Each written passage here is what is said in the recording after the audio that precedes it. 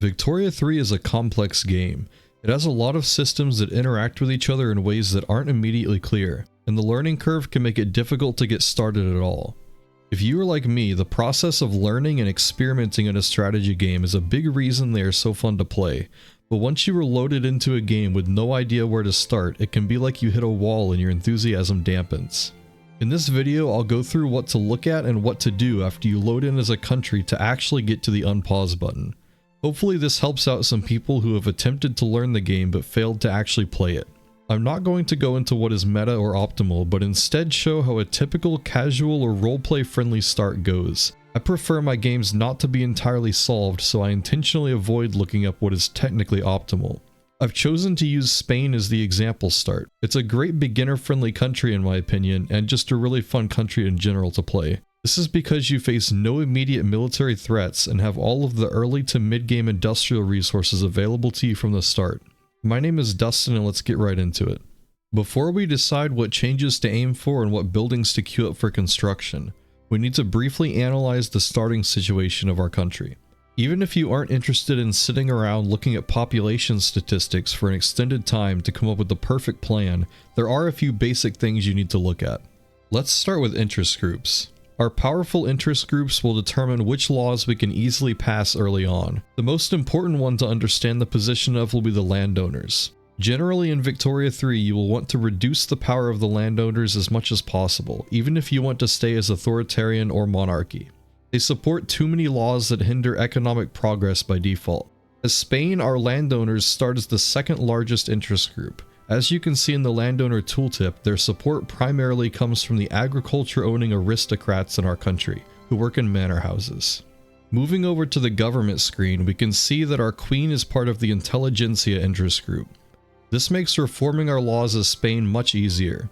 You normally need your leader's interest group in government to achieve acceptable legitimacy levels.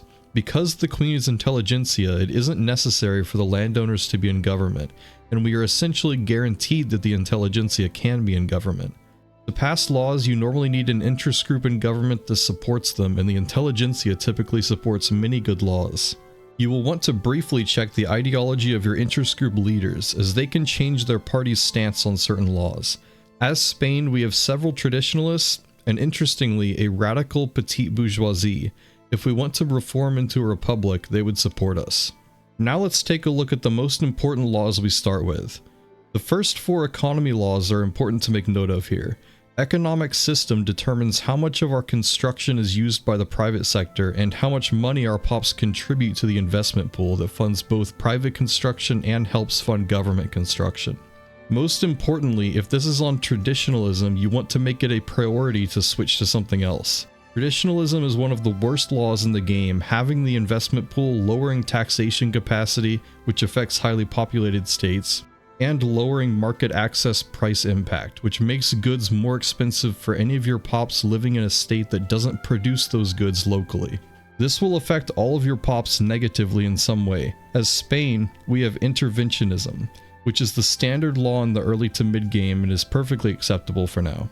In trade policy, Spain starts with mercantilism. All of these are fine to have except for isolationism. Isolationism means that you are not allowed to build trade centers to trade with the world market, which severely handicaps your economic options. I would make it a priority to get rid of isolationism unless you want to roleplay a fully contained autarky. Next up is taxation.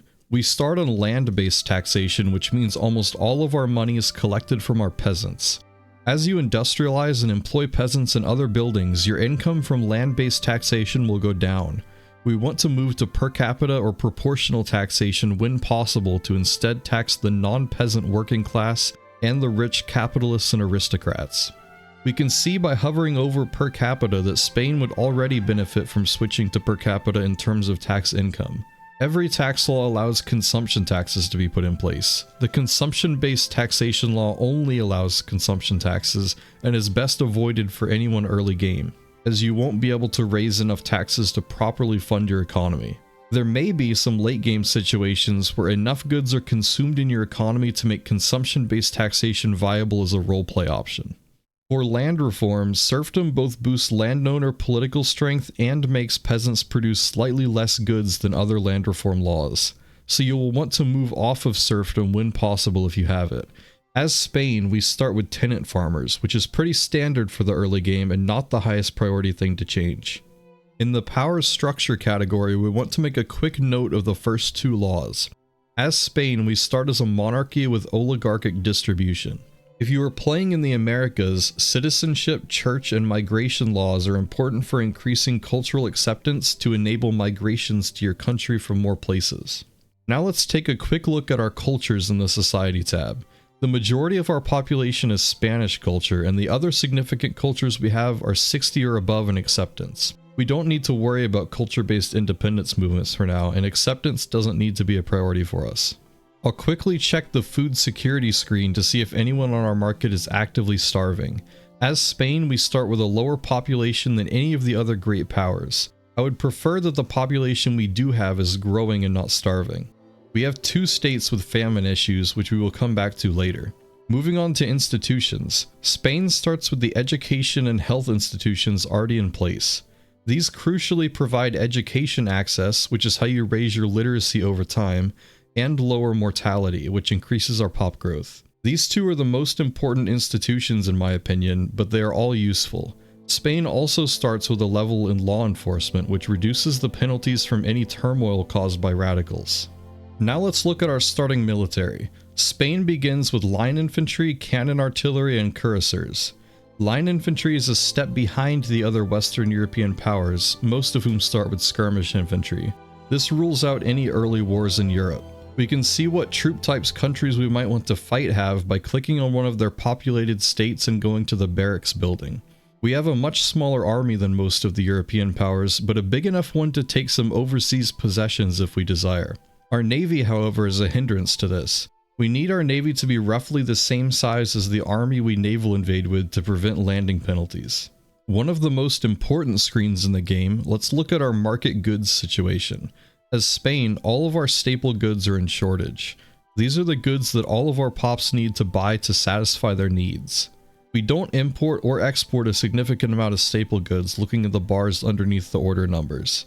For industrial goods, the numbers are very low for all but tools, as our economy is not very industrialized yet, but we don't have any significant shortages. In luxury goods, we have an excess of several cash crops and a small shortage of a few other goods. Most luxury goods are consumed by our richer pops, except for intoxicants, which are consumed by and affect all of our pops. In the nested tooltips, you can see that liquor, tobacco, opium, and wine can be used as intoxicants. The different types of luxury foods can also be used as basic food substitutes for all pops if they're abundant. Of these, we have a shortage of meat. Finally, for military goods, we have a shortage of cannons, although we don't use many overall. On to our national budget. I would remove any consumption taxes you start with until we decide what to do with our authority later on. As Spain, we have a land-based taxation, so we are exclusively taxing the peasants.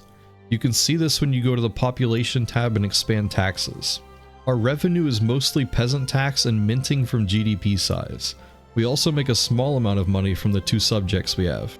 Because we are still on line infantry, our military expenses are mostly in wages.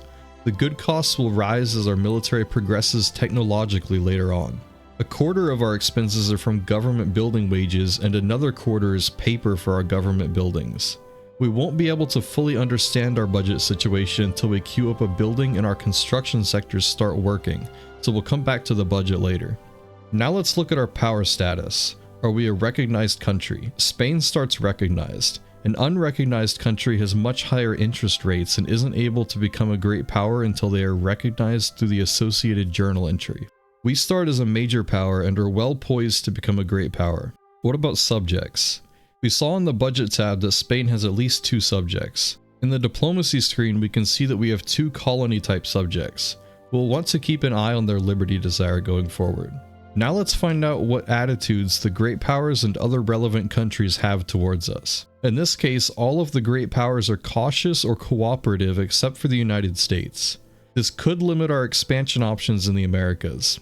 In Africa, the most important great powers to befriend are normally Britain and France. To get an idea yourself of what countries are most relevant to your interests, open up the Strategic Regions map mode and look at your home regions as well as any you are interested in expanding to. As Spain, I want to pay especially close attention to what France and Britain think of me, as they both have land borders with me as well. Next, let's see if we start with any existing treaties. We have an 8-year defensive alliance with Portugal, France, and Britain, so we are not under imminent threat of being invaded. Are there any active journal entries that I need to pay attention to? Spain doesn't start with any, but if you do start with some, you should take a look at their effects and requirements now. Finally, I want to look at my states. You can easily see state modifiers when the production lens is open. Spain gets a state with bonus coal throughput and one with bonus iron throughput. You can easily cycle through your states by adding them to the outliner and then clicking one and pressing the Z key to go to it. We can see that Puerto Rico also gets a natural harbor bonus. I also recommend briefly clicking on each state to see what resources you have available to you. This can give you an idea if you want to specialize in a particular industry for exporting to the world market, or if you will need to import a lot of something. As Spain, we have many states with deposits of iron, coal, sulfur, and lead. This means we have all of the raw resources needed to industrialize without needing to heavily trade with the world market for them if we desire. I would say that 30 potential mines in a state is a decent amount, and 60 and above is a large deposit. Some countries are set up to do particularly well, specializing into a few types of goods. As a South American country, for example, you will notice many of your states have a high capacity for cash crop agriculture. If we go to the Market tab, click on Brazil, and click on Coffee, we can change the map mode to Potential Goods. Here we can see that the industrializing European countries, who will have a lot of goods demand, cannot grow coffee in most of their land. Several types of agriculture buildings can only be built in certain parts of the world, so I encourage you to check the ones you have and consider making use of them to overproduce and sell associated goods to the world market. Especially if you lack the resource deposits to fully industrialize yourself. You will want to determine what goods you can base your early economy on exporting so that you have the money to import the industrial goods. Now that we've looked into our starting position, what are our long-term and our mid-term goals? What do we aim to accomplish with this campaign? Maybe you chose this country so that you could go for an achievement, which is always a great goal, or maybe you just want to take your home country as high on the leaderboard as you can. You have a lot of options for what you want to aim for in Victoria 3. High GDP, standard of living, prestige, population, territory, cornering specific parts of the world market, gaining independence, the list goes on. A great goal for Spain is the achievement Bourbon for Everyone, requiring a standard of living of 20 while still being a monarchy. For this demonstration, let's make this achievement and recovering lost Spanish colonies the long-term goals of our example. Alright, we know who we are playing, but what do we actually need to do to get going? Well, let's start by going to our government tab and reforming the government. We want to be over 50 legitimacy so we can actually pass laws, and ideally we want to get interest groups in government to support laws we want to pass. Our economic laws are not pressing. One of the goals I have is reconquering South American countries that were historically Spanish colonies, so I'll need a decent military, but I start with professional army already and I don't need to change it. I would like to further reduce the power of the landowners to make sure they don't bounce back, so I'll look at changing off of oligarchy, local police force, and legacy slavery. All three of these boost landowner political power. Slavery banned is only endorsed by the intelligentsia, but there is a lot of support to move away from oligarchy. Let's see if we can get the petite bourgeoisie in government. And we can. Now with our new government, I noticed that we also have the option to switch to per capita taxation with a good amount of support. We would make an estimated 18,000 extra in taxes from this, so I'm going to go for enacting this one first while we have the opportunity. I see two obvious routes for early expansion that we could take: Morocco or South America. If I go to Demand Protectorate with Morocco, I can see that no one is guaranteed to join in the prediction column, but do not trust the prediction. It doesn't take everything into account. Morocco could offer France a Spanish state to get them to join. I would consider -30 on the border if they could join. Around -30 and closer to 0, it isn't guaranteed that a great power will join, but you need to account for it being possible. It doesn't affect us in this case, but keep in mind that it also doesn't account for if your infamy is going to cross the 25 or 50 threshold. Countries will be more likely to join against you when you cross these. Taking a look at other countries' attitude towards Morocco, France considers them a potential friend, which isn't great, but I would be more concerned if they viewed them as in need of protection. Britain does view them as in need of protection, but they aren't close enough to joining the diplomatic play for it to concern me. Now let's look at South America. I'll have to declare an interest there to see the diplomatic play, but I can see which major powers are interested in the area in the meantime. The US, France, Britain, Brazil, and Netherlands are who I need to worry about if I want to invade the Gran Colombia region. I can see that Britain views Venezuela as in need of protection, while New Granada has several countries that are cooperative. I'm going to improve relations with France and Britain while I prepare for war, and then decide who to invade. We don't quite have enough influence to do this, so I need to rival someone to gain more. Looking at our rivalry options in the diplomatic lens, Sweden is an option, who I don't plan to interact with, so I'll rival them. Before I forget, I'll make sure I have declared my available interests. Having a declared interest in the same region another power also has an interest in is what determines who you are allowed to do diplomacy with. You can see who has interest in the strategic regions map mode, of course, and a consistently good region for all the European powers is Italy. I'll keep my interest in Italy, but I don't think I'll be needing the interest in Scandinavia. I'm going to want an interest in Gran Colombia and Central America to keep my options open on who I can invade. Indochina is another good region for potential expansion and will ensure I have contact with China for treaties. To expand, I'm going to need to triple my navy. I'm not planning on fighting a great power directly anytime soon, so I can save upkeep costs by building only frigates, which require 1/3 of the man-o-wars in upkeep. I'll queue up 21 ships for now to bring the total to 30, which can support a 30-size army for naval invasions. Now let's organize my armies so that I have a 30-size army with good offense values. I'll send my artillery and cavalry to the Ejército del Centro and make that my invasion army. I'll want to switch the dragoons to cuirassiers and make sure at least half of the army is still infantry. My other two armies can be combined into one, and I'll send that one in after a naval landing has been successful. Might as well top that one up with one unit to make it 30 as well. Moving on to construction sectors, I start with wood activated and iron construction already researched. Switching construction methods is one of the big progress points in the game, and when to move to the next one is a big decision. As a general rule, I like to switch to iron frame buildings once I have atmospheric engines unlocked and several iron mines already built. Spain doesn't start with atmospheric engines, but I could unlock them soon to switch to iron, and I think I will. We start with 3 iron mines built and 2 tooling workshops already, which are the materials added by the iron construction method. In combination with the ability to temporarily import materials from the world market if we need to, I think it is worth immediately starting on iron construction instead of bothering with building up my wood construction industry just to switch soon anyway. Iron construction requires less wood and fabric, which will also alleviate my market shortages a small amount to help out my low strata pops. After we get our budget sorted, we can come back to construction and adjust the number of construction sectors we can support. For technology, we have several options. I've already pointed out that getting atmospheric engines would be beneficial, but we could push for skirmish infantry military tech or canine and society techs if we wanted to push for colonization of Africa.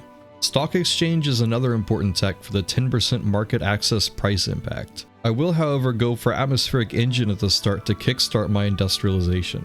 It is important to keep in mind that researching techs in one tier makes the next tier cheaper within a tech category. I have all of the tier 1 production techs except for lathe. If I skip lathe and directly research atmospheric engine, it will cost 12.5 thousand research points. If I were instead to finish tier 1 by researching lathe first, the cost of atmospheric engine would drop to 10,000. I already start a little ways behind the other Western Europeans, so I'm going to finish lathe first to avoid wasting research points. Now, how are we going to pay for our increasing military expenditure and new iron construction? Well, we have land-based taxation, so raising taxation level has the benefit of not lowering the standard of living of our non-peasant pops, and allowing us to pay for more construction. However, it will lower the legitimacy of our government, which, keep in mind, we want to keep above 50 normally. It will raise the standard of living that all of our pops expects to have, even those not being taxed, and it will increase the amount of radicals we get from political movements. The expected standard of living being higher will also likely raise the number of radicals we have. The more radicals we have in our country, the more likely we are to have a rebellion, and the less construction efficiency we have in states, making construction much slower and defeating the purpose of having more money in the first place. It's also important to keep in mind that since our current tax law is taxing the peasants heavily, who are the majority of our country right now, 1.8 million peasants versus 1.1 million working population, we would be lowering our pop growth. Putting very high taxes on the peasants is going to lower my annual pop growth from around 1.2% to 0.9% for context of how big the effect is. In patch 1.9, you hit the maximum pop growth around standard of living 15, after which it trends back down a bit. We already start with low population relative to the other parts of Europe, so I am inclined not to raise taxes until we have a better tax law. There are situations where you would intentionally want to create radicals and cause a rebellion. If you start in a country that has overwhelming landowner control, you have a choice between forcing a rebellion and siding with the more progressive side, or slowly whittling down landowner support by industrializing and selectively passing laws. As Spain, we already have fairly low landowner support, so peaceful reform is the clear choice.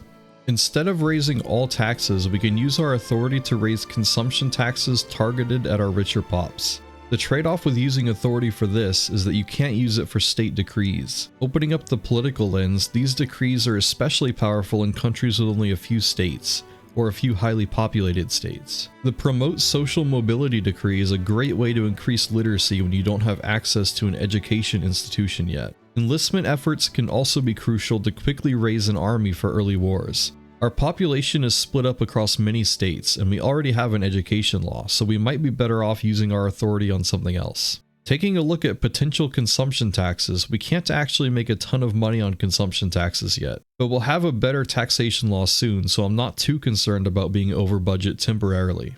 I'll place taxes on luxury clothes, luxury furniture, coffee, and wine. We still have some authority left over, so let's take a look at our current political movements. The absolutist movement is pushing for many laws that I do not want, and the movement does have some support, so I'll suppress it for now to make sure it doesn't become a problem. Although I'm not suspecting a large increase in radicals, so it would probably be fine without this extra step. You can instead put authority into a few decrees. I'm also going to suppress the pro-slavery movement because I want to try passing slavery banned sometime soon, and I would prefer if the movement didn't become a problem. If a movement stays around zero support, it will eventually disappear. I'll suppress these until at least one of them disappears, then I'll use the freed up authority to place a few decrees down. Back to budget, one of our major expenses is paper. This is consumed by our government administration buildings that contribute bureaucracy. As Spain, we start with 500 extra bureaucracy, which means we can consider downsizing our government admin to help our budget. Taking a look at our states with government admin, Toledo has plenty of tax capacity and the highest upkeep of our admin buildings. On current production method, each admin building gives 50 bureaucracy. I noticed while looking through our states that 4 of them are unincorporated. We don't collect taxes from unincorporated states, but we also don't pay the bureaucracy cost or give them the benefits of institutions. They also get worse prices on goods in our market that aren't produced locally, and construction is 33% slower in unincorporated states. I would like to pay the bureaucracy cost to incorporate them, so I'll only downsize by 6 buildings to leave a buffer of 230 bureaucracy. If you recall, during our exploration of our starting position, there were a couple of states with starving pops, the Canary Islands and Puerto Rico. Upon investigation, this appears to be because these states start with unemployed pops. To help prevent them from starving to death, I'll queue up some fishing wharves to give them jobs. Their subsistence farms appear to be full, which means building agriculture would kick peasants off of the farms and create even more unemployment. Before moving on to construction, let's look at our country's building production methods in the Buildings tab. We are already on filing cabinets, which is good. Our ports are subsidized, which is fine to make sure they output infrastructure, but not all of them are on cargo port. If we want to build more infrastructure somewhere in the future, we will need to check the port production method before building more ports. Trade center is fine. Many of our farms are set to produce fruit and sugar. If you recall from our analysis of the market, we had an abundance of sugar that no one was buying and a shortage of food. To alleviate our food shortage for now without needing more farms, I'll switch the farms to exclusively grain production. Harvesting process is fine with no tools as we still have peasants and don't need to cut down on the number of employees in each building. We can move to using tools in our ranches to help with our meat shortage. It will make tools more expensive, but that is a building we will likely expand soon, as it's very important for industrializing. Logging camps can also be swapped to using tools to double their production, and we do have a wood shortage. We don't have a large demand for hardwood, so we can leave the hardwood method split so that only one state makes it. Swapping our fishing wharves to use clippers would cause a shortage, but it still estimates increased production, and we can build a new shipyard if it becomes a problem. We will both need more rich pops and need to construct more silk farms before we can switch textile mills to making more luxury clothing. There also isn't much demand for luxury furniture right now, and we have a large shortage of standard furniture, so we should probably build some more factories before adding the luxury furniture method.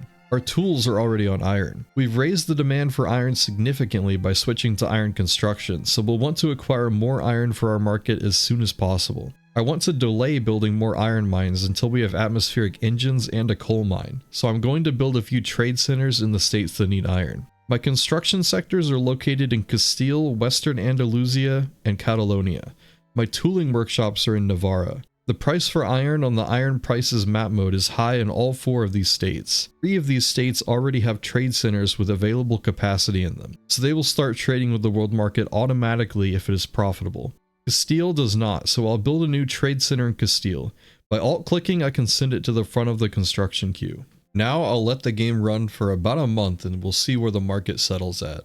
Alright, it's a month later and we import some iron, but not enough to keep up with our construction sectors, which currently use 200 iron. To encourage more iron trade, let's go into our market, open the iron page, and lower import tariffs to 0. We can also open up the world market screen and analyze who is currently exporting the most iron. These countries are good candidates to make trade privilege treaties with. The largest iron exporters are currently Sweden and the United States, which we have rivaled and are antagonistic against us respectively. Until someone else raises their exports, we can draft a treaty with the next biggest producer, Tuscany. Trade privileges raise our trade advantage with that country, which can allow us to import their goods for cheaper. Very briefly, world market trade keeps track of who is actually trading with who, and the higher trade advantage you have, you get to import at a lower price.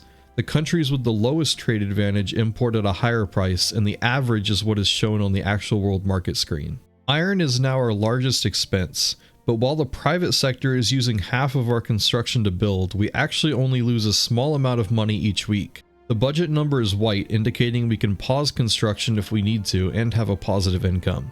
Having a negative balance is completely normal in Victoria 3 as long as you aren't going deep into debt. As an unrecognized country, your interest is so high that you probably want to avoid debt entirely. If we were overspending in the tens of thousands, I would delete a construction sector or 2 to bring it closer to the equilibrium.